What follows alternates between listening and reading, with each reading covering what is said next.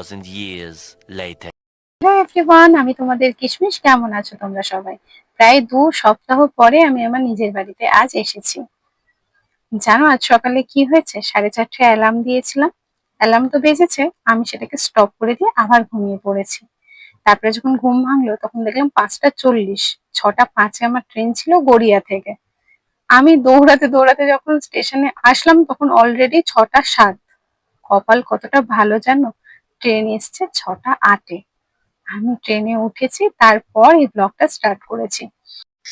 আচ্ছা, তোমাদের সাথে কি এরকম ঘটনা কখনো ঘটেছে যে তোমরা স্টেশনে উঠেছো তার 1 মিনিট আগেই ট্রেনটা স্টেশন ছেড়ে দিয়েছে? আমার সাথে কিন্তু প্রায়শই এরকমই ঘটে থাকে যে আমি স্টেশনে উঠলাম আর ট্রেন ছেড়ে দিল। যাই হোক, ভোটের আগের দিনে কি প্রচন্ড ভিড় ছিল দেখো। সত্যি বলতে সকাল 6টার ক্যানিং লোকাল ট্রেনে আমি প্রথম এত লোক দেখলাম। এই যে গাড়িগুলো দেখছো এগুলোকে ম্যাজিক ভ্যান বলা হয়। একটা ম্যাজিক ভ্যানের ছাদেও যে একসাথে 10-12 জন চড়ে যেতে পারে এই ধারণাটাও সত্যি আমার ছিল না। তারপর আমি যখন গদখালির পাড়ে আসলাম দেখলাম এতগুলো বাইক শুধু ওয়েট করছে খেয়া পার হওয়ার জন্য। আমি তো দেখে ভাবছিলাম আজকে আমি বাড়ি পৌঁছাবো তো। মানে লাইনের এত পিছনে আমি ছিলাম যে কি বলবো। একা ছিলাম বলে খুব একটা বেশি অসুবিধা হয়নি, ফাঁক দিয়ে দিয়ে একটু এগিয়ে গিয়ে নদীটা পার হলাম। তবুও প্রায় 1 ঘন্টা লেগে গিয়েছিল। কিন্তু এই সময় না মাঝিরা অনেক বেশি বেশি লোক নেয়, যে কারণে আমরা প্রায়শই শুনতে পাই যে নৌকা ডুবে গেছে বা কিছু। এরকম করা উচিত না। যাই হোক, কোনোভাবে পার হলাম। এখানে খেয়া পার হওয়ার পয়সা দিয়ে আমি সামনের দিকে এগিয়ে গেলাম। অর্ধেকের বেশি দোকান তো ভোটের কারণে বন্ধই ছিল। তোমরা যদি কেউ সুন্দরবন ঘুরতে চাও উইদাউট এনি গাইড তোমরা নিজেরাই ঘুরতে আসতে পারো। শিয়ালদা থেকে ট্রেন ধরে ক্যানিং, ক্যানিং থেকে বাস বা ম্যাজিক ভ্যান যেগুলো আসছে সেগুলো করে আসতে হবে গদখালি। গদখালির খেয়া পার হলে গোসাবা। গোসাবা থেকে ভ্যান বা টোটো করে আসতে হবে পাখিরালা। পাখিরালায় অনেক হোটেল রয়েছে, তোমরা তোমাদের পছন্দ মতন করে চুজ করতে পারবে। দেখো, কথা বলতে বলতে আমিও চলে এসেছি পাখিরালা ফেরিঘাটে।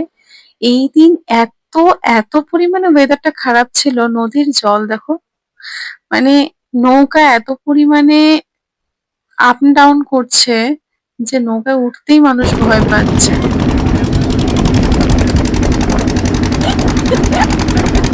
এই ভাইয়ের অবস্থা দেখতে পাচ্ছ, দুই সাইডে পা দিয়ে বসবে সেই সাহস হচ্ছে না, তাহলে ভাবো কতটা পরিমাণে ঝড় হচ্ছে। কিছুক্ষণের মধ্যে পৌঁছে গেলাম দয়াপুর ফেরিঘাটে। এখান থেকেও আমার বাড়ি বেশ কিছুটা দূর। একা একা হাঁটতে শুরু করেছিলাম, কিন্তু হঠাৎ রাস্তায় ছোট জামাইবাবুর সাথে দেখা হয়ে গেল। জামাইবাবু বলল, চলো আমি তোমাকে কিছুটা দূর পৌঁছে দিয়ে তারপর কাজে যাব। বাড়ির কাছেই জামাইবাবু নামিয়ে দিয়ে কাজে চলে গিয়েছিল, আর আমি হাওয়া খেতে খেতে গুটি গুটি পায়ে বাড়ি এসে পৌঁছালাম। এই যে বাড়িটা দেখছো, এটাই আমাদের বাড়ি। আর আমাদের বাড়ির পাশে 2 জেঠুর বাড়ি, বড় জেঠু আর মেজো জেঠু। আমি রাস্তা থেকেই আমাদের বাড়িটা দেখে জেঠুদের বাড়িতে গিয়েছিলাম। দেখি ছোট বৌদি সেলাই করছে, জেঠিমা ভেন্ডি ভাজা দিয়ে ভাত দিয়েছিল, আর পাশ থেকে বড় বৌদি মাছের তরকারি এনে দিয়েছিল। সকালের খাবারটা কিন্তু বেশ ভালোই হয়েছিল। খাওয়া দাওয়া করে আমি আসলাম আমাদের বাড়িতে। গেট দিয়ে ঢুকতে ঢুকতেই দেখলাম গাছে অনেক বেগুন হয়েছে। তাই ভাবলাম আর দেরি না করে বেগুনগুলো তুলেই রাখি। এই বেগুন গাছগুলো আমার মা নিজে হাতে লাগিয়েছে। প্রায় 5 কেজি মতো বেগুন তুলেছিলাম। পাশে সবেদা গাছ ছিল, দেখলাম 4টে বড় বড় সবেদা হয়েছে, সেগুলোও নিয়েছিলাম। জামরুল নিয়েছিলাম। তারপর দেখি কলা গাছ শুকিয়ে গেছে কিন্তু মোচাটা ভালো আছে, তাই মোচাটা নিয়ে আসলাম। আর গাছ থেকে একটা পাকা আম ছিঁড়ে নিয়ে এসেছিলাম খাওয়ার জন্য। আর এদিকে তো ঘরে বেডের অবস্থা ভীষণ খারাপ ছিল, কি প্রচন্ড নোংরা হয়েছিল। মোটামুটি একটু থাকার মতন উপযুক্ত করার চেষ্টা করলাম। অল্প কিছুটা সময় রেস্ট করার পর বৌদির সাথে গিয়েছিলাম খেতে। সেখানে বৌদি আমাকে 4-5টা জামরুল খেতে দেয়। জামরুলগুলো সত্যি প্রচন্ড মিষ্টি ছিল। জেঠিমার সাথেও দেখা হয়, কিছুক্ষণ বেশ গল্প করে আবার বাড়িতে আসি। বাড়ি এসে ভাবলাম না, এবার একটু রান্না করাটা দরকার। কচুরমুখী আর ল্যাটা মাছ দিয়ে ঝোল করেছিলাম আর ভাত। খাওয়া দাওয়া সেরে বেশ কিছুটা সময় গান শুনছিলাম আর প্রকৃতির হাওয়া অনুভব করছিলাম। এভাবেই রাত কেটে গেল।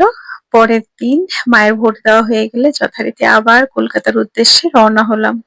আজকের ব্লগটা এই পর্যন্তই। দেখা হচ্ছে পরের মিনি ব্লগে। ততক্ষণ খুব ভালো থেকো।